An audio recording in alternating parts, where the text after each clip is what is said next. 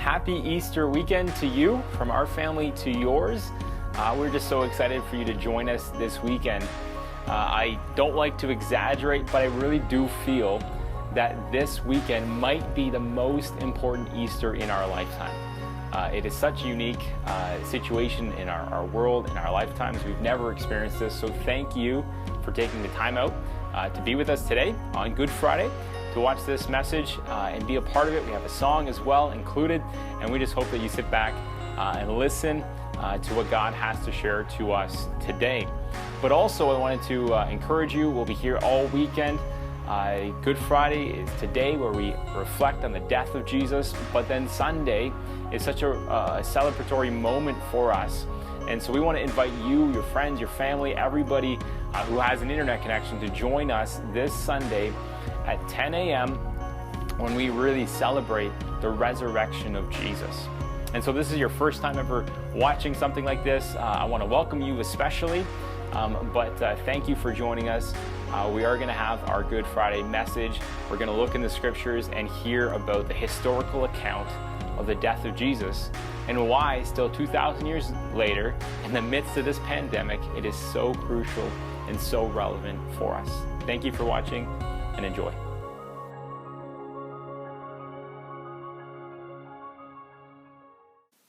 Have you ever played the game King of the Hill? I grew up with three brothers, and so we're used to this game. Essentially what it is there's a hill. Sometimes even my brothers and I would kind of use snow and make a mountain. And basically the one who was at the top of the hill was the king, was the winner. And so I remember us climbing up there and throwing each other off and really battling to be the king. Well, it's interesting enough, when it comes to our own lives and our own hearts, I would say that this King of the Hill battle is the same thing that goes on in every single day of our lives. It is this fight to be the king on top of the hill, but that hill is our hearts, is our lives, our priorities, what drives us. And so for every single person, every single one of us, we all have something that we submit to, something that we look to as king, something that drives our lives. And today, as we open the scriptures and celebrate Good Friday, I want us to realize that Good Friday is similar to this King of the Hill fight. And the good news is, there is a king who is able to rule over our hearts and give us peace and joy and satisfaction and closeness and this oneness with God. And so this is a story that I want to continue to kind of keep this mentality of King of the Hill, because this is a story about a king. And not just any king, but as the scriptures call Jesus, the King of Kings, the one that needs to rule over our hearts. And especially in this time of COVID-19, there will be other things that are fighting for that place. Again, every single day, even every hour of your lives when we go through this, it is just a mental stressor, a mental toll, an emotional drainer on our lives. And there are times where we can for sure have other things that are ruling over our hearts, whether it's ignorance and we just don't know what's going on and we just kind of need to act, but we don't know what to act on. Maybe it's pride. Maybe we just think we know the answers and we just move forward. Or maybe, and probably, for most of us, it would be this one, is fear. That we're just scared and don't know what to do. And it's those three things that are ruling over our lives. Well, Good Friday is about good news. And the good news is that those three things do not need to be king. Those three things do not need to rule our lives. And this Easter weekend, Christians, and even those that have not come to believe in Jesus yet, can experience that Jesus is the King of our lives. I'm going to read for us a story from John, the Gospel of John in the Bible, chapter 19, starting in verse 1. And we're going to read this and see just in this story, there's going to be four responses to Jesus being king. Again, that highlight three things that we do, that we struggle with, that you, me, struggle with on a daily basis, to, again, other things ruling in our lives. But then there's one example of Jesus being the king that gives us peace, that gives us the good news that we need today. So let me read this story for us, the story that is founded in history, that is true, that took place 2,000 years ago, to a real person, to a real God, to our real world. Let me read. It says this, then Pilate took Jesus and flogged him. And so the Roman governing ruler of this time took Jesus and flogged him, whipped him, made him bleed blood, brutal torture. And then verse 2 it says, and the soldiers twisted together a crown of thorns and put it on his head and arrayed him in a purple robe. They came up to him and said, Hail, King of the Jews, and struck him with their hands. Pilate went out again and said to the Jewish crowd that was around them in Jerusalem, See, I am bringing him out to you, that you may know that I find no guilt in him. So Jesus came out wearing the crown of thorns and the purple robe, and Pilate said to them, Behold the man. When the chief priest and the officers saw him, they cried out, Crucify him! Crucify him! And Pilate said to them, Take him yourself and crucify him, for I find no guilt in him. The Jews answered him, We have a law, and according to that law he ought to die, because he has made himself the Son of God. He has made himself equal to God. When Pilate heard this statement, he was even more afraid. He entered his headquarters again and said to Jesus, Where are you from? But Jesus gave him no answer. So Pilate said to him, You will not speak to me? Do you not know that I have authority to release you and authority to crucify you? And Jesus answered him, You would have no authority over me at all, unless it was given to you from above. Therefore, who delivered me over to you has the greater sin. And then Pilate sought to release him, but the Jews cried out, If you release this man, you are not Caesar's friend. Everyone who makes himself a king, which is Jesus, opposes Caesar. So when Pilate heard these words, he brought Jesus out and sat down on the judgment seat at a place called the Stone of Pavement, and in Aramaic Gabbatha. Now it was the day of the preparation of the Passover. It was about the 6th hour. And he said to the Jews, Behold your king. They cried out, Away with him, crucify him. And Pilate said to them, Shall I crucify your king? The chief priests answered, We have no king but Caesar. So he delivered him over to be crucified. It's a very horrific story, difficult events happening to Jesus. Much suffering is he going through. And again, I think as we read this, we see Jesus throughout it all being the one who endures suffering. Easter is about death and life. Very gruesome things, but very real to our world. How many of us have death on our minds as we're going through this COVID-19 crisis? And yet Jesus came to die so that by his death he would defeat our death, but give us hope. And again, in this story, we see 3 key responses to this question of, can Jesus be, or is Jesus the king over our lives? Should he be the king over our lives? Again, we all submit to something. We might think we don't, but we all do. How many of us are in our homes and not going out much and not going to work, and we've chosen to submit to the governing authority that tells us these health measures? And so we all do. We all submit to something. Sometimes, some days we might submit to fear. Some days we might submit to the voice in the back of our head. Sometimes we submit to the people that are out there. But we all submit to something. And again, in this story, we see 3 examples of wrong, things that we shouldn't let be the king of the hill, the king of our hearts. That is ignorance, pride, and fear. But then we also see a good example in Jesus. So let's look at these first negative ones that you and I deal with on a daily basis. The first one is ignorance. We see in the first 3 verses, we see the soldiers. And the soldiers, they don't really know Jesus at all, but yet they're gladly sitting there mocking Jesus, hitting him.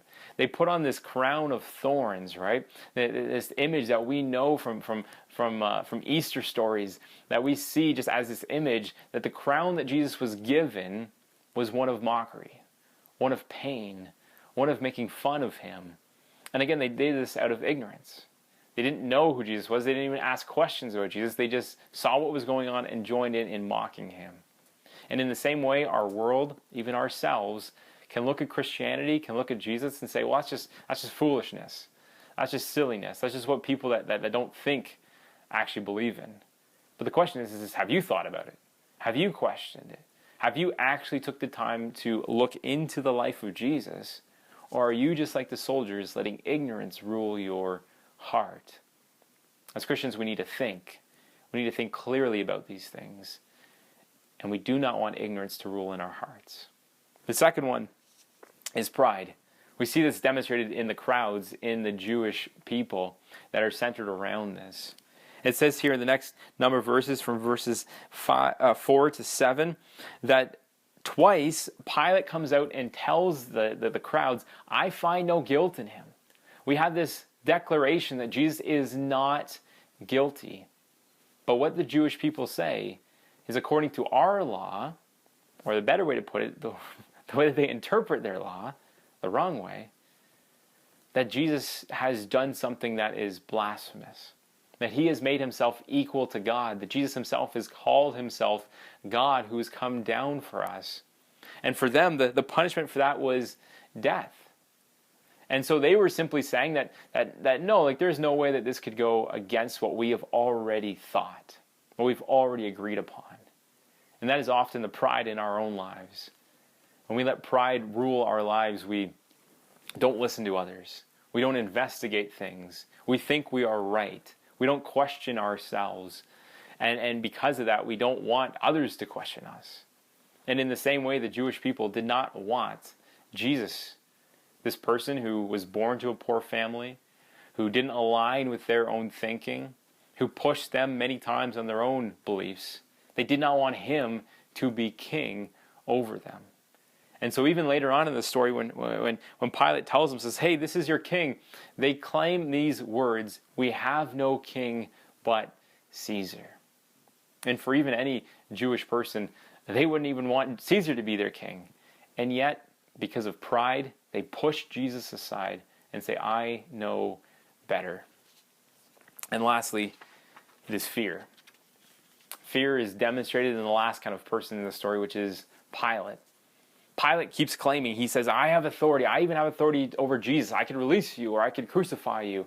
And yet Jesus tells them, no, you don't. Like, you've only been given that authority because God the Father has given it to him. And then on top of that, who is the one who makes the decision to crucify Jesus? Well, Pilate comes out twice and says, I don't find anything guilty for this man. Like, I shouldn't be crucifying him. But in the end, Pilate decides to. Why? Because of fear. He feared the Jewish crowds. And even as the Jews pointed out, they simply said, hey, Jesus is claiming to be king. And in the Roman society, if anyone claimed to be greater than Caesar, then they had to be put to death. And that's what Jesus was claiming. To be the king over all, to be the King of kings and the Lord of lords, to be the God over all things. And so the Jews know this, and they push on the fears of Pilate, the one who should be in control of all things, who thinks he's got control, but really does not. And so he makes the decision to push Jesus aside, to crucify him, to say that he is not king due to fear. And those three things, again, are all true in our own lives, even today. How many of us will make decisions based on what we hear other people think that we should do? That we make decisions based on our fears of our future, our fears of what people would think of us, fears of the expectations that we might have already placed on ourselves from long ago. We let fear, we let ignorance, we let pride rule in our lives. But there is one person in this whole story who does decide to let Jesus be king, and that's Jesus. Jesus does not act out of ignorance because he knows who's in control. He knows that God's in control. He does not do it out of pride because he humbles himself. He lets the crowd crucify him. He lets Pilate still be the governing force. He even says to him, I know that the God, the Father, gave you that power and gave you that authority, so I will submit to you. Right? Jesus could do anything. He could stop this, and yet he humbles himself and does not let pride get in the way. And lastly, he does not fear his own death. He does not fear what the crowds will do to him. He does not fear crucifixion, even though we all should. He did not fear it because he knew that this was part of God's plan to save us. And so he did this all. He didn't let ignorance or pride or fear rule in his hearts. He let God be the king of his heart. And in that way, he pushed forward and he died. He was crucified for you, for me. That by his death, he defeated our death. And it's through his death that we can actually not have ignorance or not have pride and not have fear ruling over us. And so in the same way, Jesus says when we put our trust and our hope in him and we say to him we want him to be the king over our lives and over our hearts, then all of that is taken away. Now each day you need to wake up and you need to remember those things. And as Christians we need to fight to remember those things. And we need to ask daily for God to be the king over us. Because we'll want to wander away. We'll want to go back to fear. We'll want to go back to a life of ignorance. For that's what we know. But Jesus, by his death, has broken the chains, has set us free. And so for anybody watching, anybody out there, it is a cry out to all of us to say that by Jesus' death, all these evil things have been defeated.